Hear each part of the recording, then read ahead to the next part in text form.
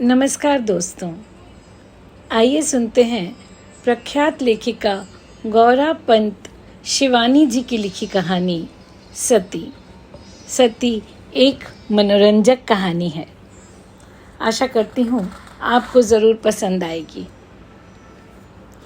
गाड़ी ठसाठस भरी थी। स्टेशन पर तीर्थयात्रियों का उफान सा उमड़ रहा था। एक तो माघ की पुण्यतिथि में अर्धकुंभी का मेला, उस पर प्रयाग का स्टेशन। मैंने रिजर्वेशन स्लिप में अपना नाम ढूंढा और बड़ी तसल्ली से अन्य नामों की सूची देखी। चलिए, तीनों महिलाएं ही थीं। पुरुष सहयात्रियों के नासिका गर्जन से तो छुट्टी मिली। 2 महिलाएं आ चुकी थीं।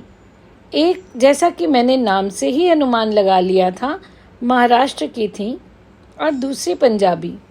तीसरी मैं थी और चौथी अभी तक आई नहीं थी। मैं एक ही दिन के लिए बाहर जा रही थी, इसलिए एक छोटा सा बटुआ ही साथ में था।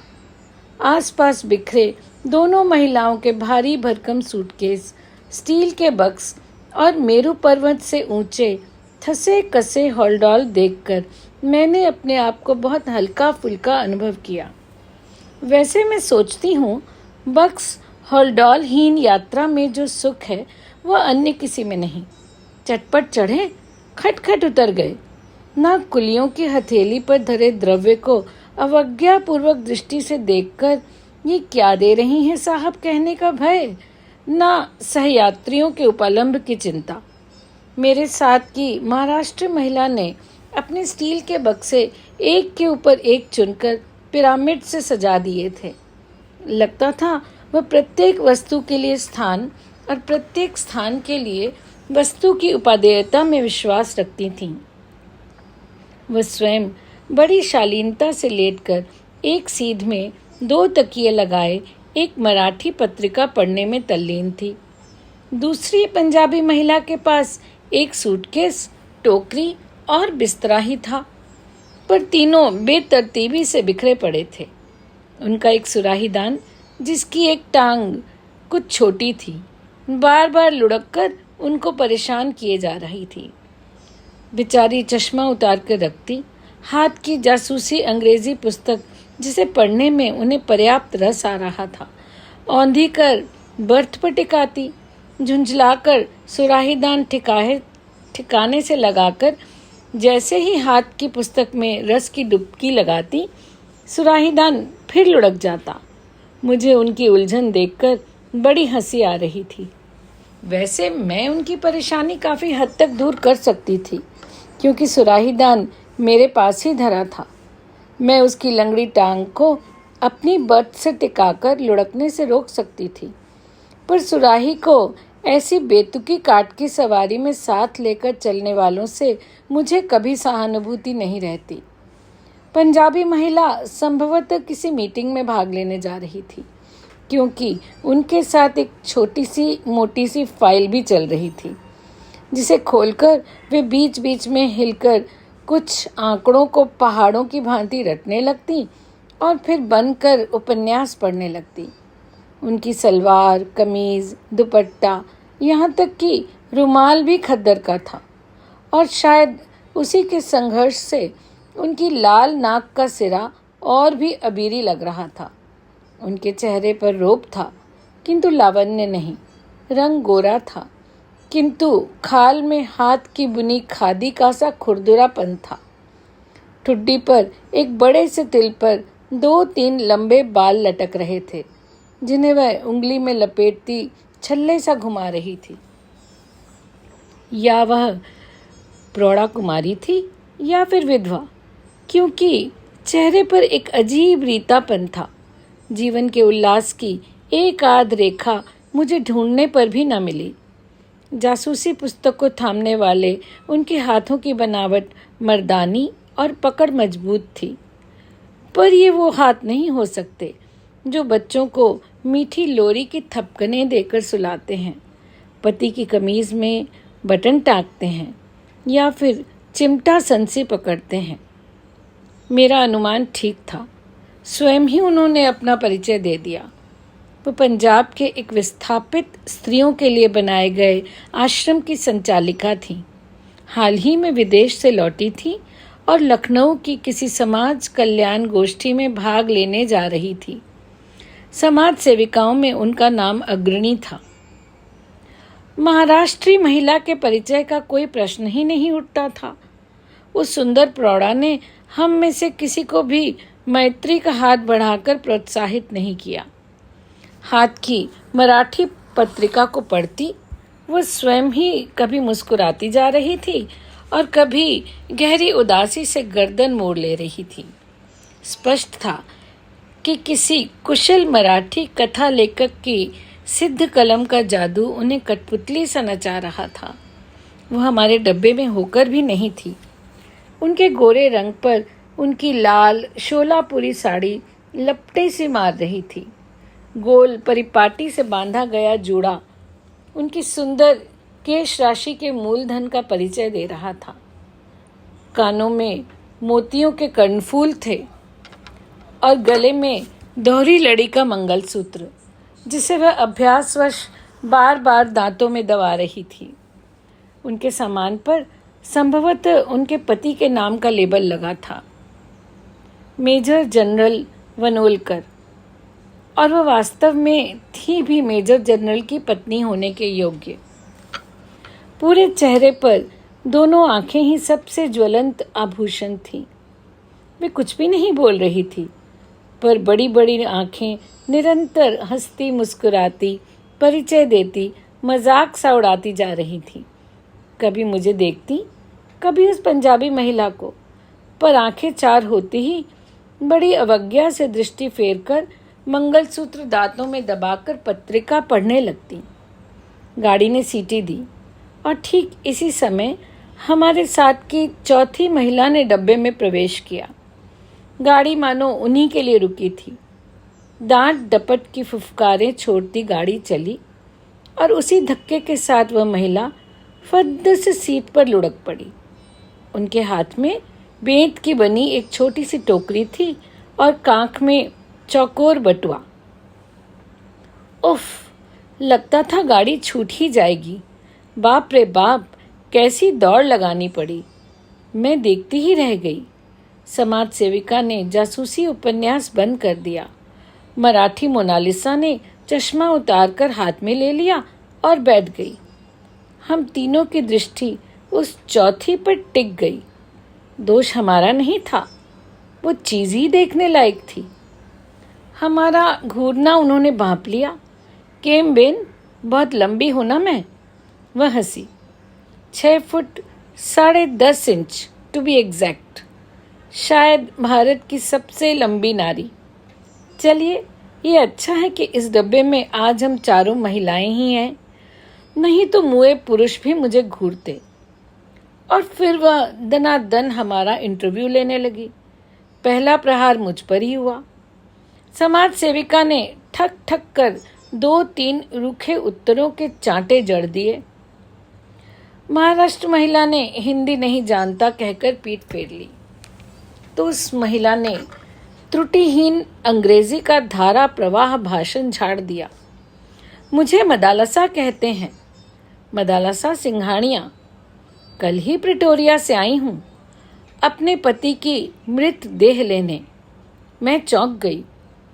समाज सेविका ने अपने रूखे व्यवहार पर लज्जित होकर चट आगे बढ़कर उसके दोनों हाथ थाम लिए। अरे राम राम, कोई दुर्घटना हो गई थी क्या? उसने बड़े दर्द से पूछा। मदालसा की वेशभूषा में वैधव्य का कहीं कोई चिन्ह न था। वह लंबी होने पर भी पठानन से गठे कसे शरीर की लावण्यमयी गत यौवना थी। उनके बाल किसी दामी सैलून में कटे सवरे लग रहे थे। अपनी धानी रेशमी साड़ी को हाफ पैंट की तरह ऊपर चढ़ाकर दोनों पैरों की पालथी मारकर आराम से जम गई। असल में पिछले वर्ष एक पर्वतारोही दल के साथ मेरे पति भारत आए थे। वहीं एक एवलैंश तूफान के नीचे दबकर उनकी मृत्यु हो गई। तो क्या मृतदेह अब मिली? मैंने पूछा। हाँ, भारत सरकार ने मुझे सूचित किया तो भागती आई। बर्फ में दबी देह, सुना है ज्यों की त्यों मिली है। मेरे बुने स्वेटर का जिसे उन्होंने पहना था एक फंदा भी नहीं टूटा। मृत पति की स्मृति ने उन्हें भाव विभोर कर दिया। बटुए से मर्दाना रुमाल निकालकर कभी आंखें पोंछने लगी और कभी अपनी सूर्पनखा सी लंबी नाक। बेचारी करती भी क्या, कोई भी जनाना रुमाल उसकी नाक का अस्तित्व नहीं संभाल सकता था। अचानक हम तीनों को बेचारी मदालसा का 1 साल पुराना वैधव्य एकदम ताज़ा लगने लगा। तो क्या अब आप अपने हस्बैंड का डेड बॉडी लेकर प्रिटोरिया फ्लाई करेगा? महाराष्ट्र महिला ने पूछा। नहीं बेन, मदालसा सीट पर लेट गई तो लगा एक लंबे खजूर का कटा पेड़ ढह गया। एक लंबी सांस खींचकर उन्होंने कहा, मैं असल में सती होने भारत आई हूँ। हम तीनों को एक साथ अपने इस उत्तर का क्लोरोफॉर्म सुंघाकर सती ने एकदम आंखें मूंद ली, जैसे वह चाह रही थी कि अब हम उन्हें शांति से पड़ी रहने दें। ऐसा भी भला किसी ने सुना था इस युग में? सुस्पष्ट उच्चारण में अंग्रेजी बोलने वाली 6 फुट 10.5 इंच की ये काया कल बर्फ में दबी पति की 1 साल बासी लाश को छाती से लगाकर जल भूनकर राख हो जाएगी? नहीं, आपको ऐसी मूर्खता करने का कोई अधिकार नहीं। यह एक अपराध है। क्या आप नहीं जानती? खादीधारी महिला उठकर मदालसा के सिरहाने बैठी। ऐसी गंभीर भाषण की गोलाबारी झाड़ने लगी जैसे चिता सचमुच प्रज्वलित हो चुकी है और सती लपटों में कूदने को तैयार है। भावावेश के दुर्बल क्षणों में नारी कभी कभी बड़ा बचपना कर बैठती है, इसका मुझे व्यापक अनुभव है। अभी हाल ही में मेरे आश्रम की 2 युवतियां ऐसी मूर्खता कर बैठी। मुझे ही देखिए, भारत विभाजन के समय मेरे पति की हत्या कर दी गई, पर क्या मैं सती हो गई? सिली सेंटिमेंट। यदि मैं भी उस दिन आपकी भांति सती हो जाती तो आज ये देह दीन दुखियों के काम आ सकती थी। पहले मॉडल जेल की अध्यक्षा रही, अब मैं गिरी बहनों के आश्रम की देखरेख करती हूँ। ना बेन ना, मदालसा ने करवट बदली। मैं तो सती होने ही भारत आई हूँ। हाय मेरा नील रतन, नीलू डार्लिंग, कहकर वह फिर मुर्दाने रुमाल में मुंह छिपाकर ससकने लगी। आप चाहें तो मैं आपके साथ चल सकती हूँ। आपके पति की अंतिम संस्कार में सहायता करके आपको अपने साथ अपने आश्रम ले चलूंगी। समाज सेविका ने अपने उदार प्रस्ताव का चुग्गा डालकर मदालसा को रिझाने की चेष्टा की। मदालसा बड़ी उदासी से हंसी। धन्यवाद बेन, पर ब्रह्मा भी मुझे अब अपने निश्चय से नहीं टिका सकते। यह रोग हमारे खानदान में चला आया है। मेरी परनानी तो राजा राम मोहन रॉय और सर विलियम बेंटिक को भी घिस्सा देकर सती हो गई थी, और नानी के लिए तो लोग कहते हैं कि नाना जी की मृत देह गोद में लेकर चिता में बैठते ही चिता अपने आप धू धू कर जल उठी थी। फिर मेरी नानी और अब मैं। खैर हटाइए भी, पता नहीं किस धुन में आकर मैं आप लोगों से ये बात कह गई। I should not have told you. चलिए हाथ मुंह धोकर खाना खा लिया जाए। क्यों, क्या ख्याल है?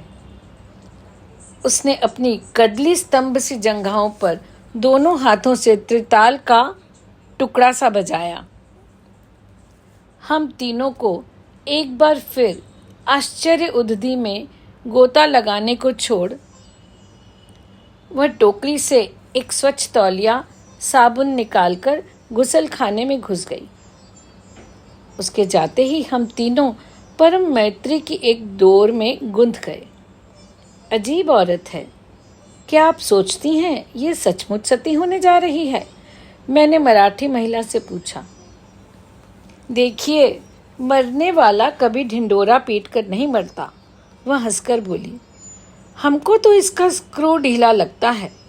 इस जमाने में कोई सतीफती नहीं होती। क्षमा कीजिएगा, खादीधारी महिला बड़ी गंभीरता से बोली। मुझे औरतों का अनुभव आप दोनों से अधिक है। मैं ऐसी भावुक प्रकृति की भोली औरतों का चेहरा देखते ही पहचान लगती हूँ।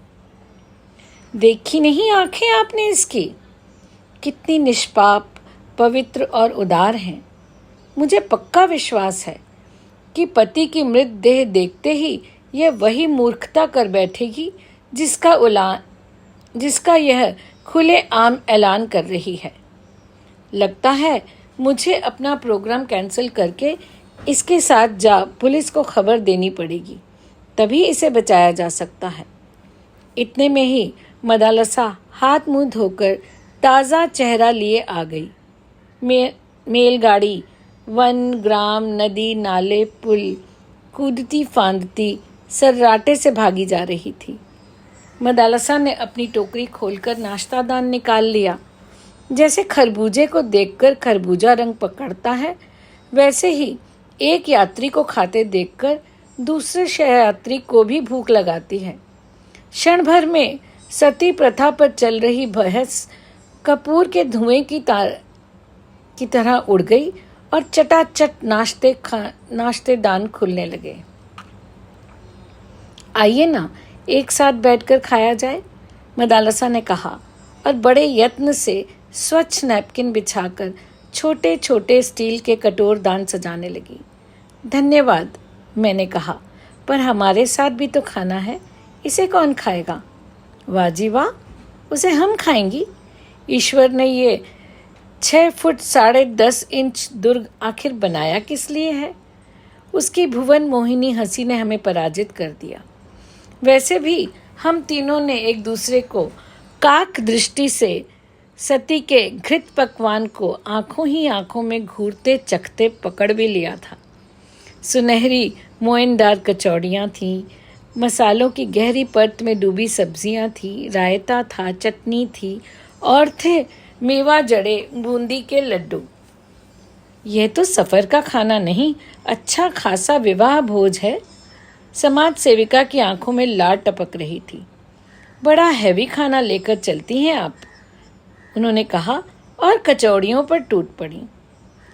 और हम तीनों के पास भारतीय रेल यात्रियों के साथ युग युगांतर से चली आ रही वही पूरी तरकारी और आम के अचार की फांके थी।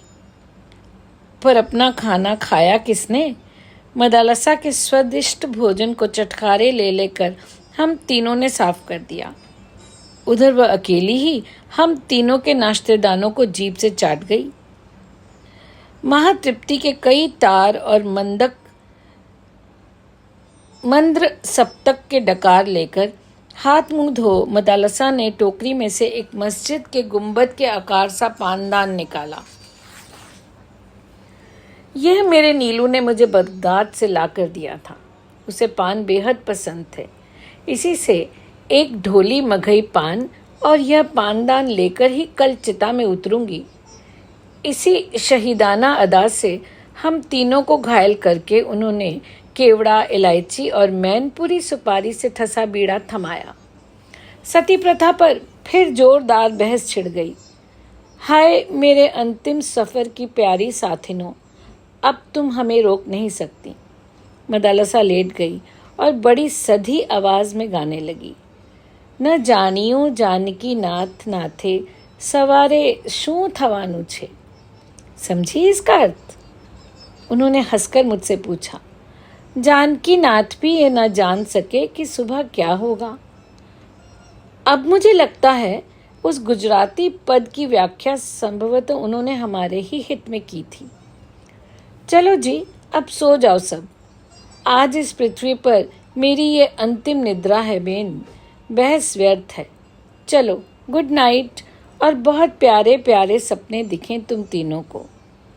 और सचमुच ही उसकी शुभकामनाओं ने जादू का असर किया। ऐसी नींद तो पहले कभी आई ही न थी। और सपने, कभी लगता जागते आभूषणों के ढेर में गोते लगा रही हूँ। हीरों के हार से गर्दन टूटी जा रही है। बाजूबंद अंगूठियों के भार से हड्डियां खिसकी जा रही हैं। और साड़ियाँ, क्या क्या रंग हैं, कैसा चिकना रेशम। साड़ियों के विशाल उद्दी में रंगीन कीमती साड़ियों की तरंगे रह रह कर उठ रही हैं। इससे प्यारे सपने और क्या दिख सकते थे। पर सपनों का अंत भी समुद्र के ज्वार भांटे की तरह ही हुआ। वास्तविकता की अंतिम तरंग ने पटाख से हम तीनों को धोबी पछाड़ दी। आंखें खोली तो सती गायब थी। हाय, मेरे स्टील का बक्सा! मिसेस वनोलकर बर्थ से उतरते ही लड़खड़ा गईं। उसमें मेरी शादी का जड़ाऊ सेट था। लगता है बस सती की बच्ची हमें कुछ विष खिला गई। सिर फटा जा रहा है। उनका गला भर्रा गया। हाँ, ठीक ही तो कह रही थी। मुझे कोई जैसे सावन के झूले की ऊंची ऊंची पेंगे दे रहा था। पूरा डिब्बा गोल गोल घूम रहा था। पंखे के चारों ओर बल्ब, बल्ब के चारों ओर छत, और छत के इर्द गिर्द कई रेशमी साड़ियाँ और भारी भारी आभूषण। मैं स्वयं लट्टू सी घूम रही थी। कभी जी में आ रहा था जोर जोर से हंसूं, कभी दहाड़े मारकर रोने को तड़प हो रही थी। बहुत पहले एक बार भाभी ने भंग खिलाकर कुछ ऐसी ही व्यवस्था कर दी थी। सुना गया है कुकुरमुत्तों को पीसकर बनाया गया विष भी ऐसे ही मीठे सपने दिखाता है। उनको खाते ही गहरी नींद आ जाती है, जो कभी कभी दिनों तक नहीं टूटती। मीठे सपने दिखा सजग मनुष्य को अर्धविक्षिप्त सा कर देने वाला यह अवश्य वही विष होगा। समाज सेविका दोनों हाथों से सिर थामे बिलख रही थी। हाय, मैं तो लुट गई। मेरे सूटकेस में आश्रम का 10,000 रुपया था और मैं सहसा गोल गोल घूमते रेल के डब्बे में गोल घूमते मेरे दिमाग ने मुझे सूचित किया, तेरा बटुआ ले गई है, बटुआ। और ले भी क्या जाती, सामान तो कुछ था नहीं। 55 रुपए और एक फर्स्ट क्लास का वापसी टिकट। सती की चिता में मैं यही सामान्य सी घृताहुति दे पाई। चेन खींचकर गाड़ी रोकी गई। सचमुच ही समाज सेविका को पुलिस को खबर करनी पड़ी, पर सती को बचाने के लिए नहीं, पकड़वाने के लिए। वह मिल जाती तो शायद हम तीनों स्वयं उसकी चिता चुनकर उसे झोंक देती। पर यह कहना व्यर्थ है। आज तक पुलिस उस सती मैया के फूल नहीं चुन पाई। तो दोस्तों, यह थी कहानी सती। पसंद आई हो तो लाइक कीजिएगा, शेयर भी कीजिएगा। जल्दी ही मिलेंगे एक नई कहानी के साथ। धन्यवाद।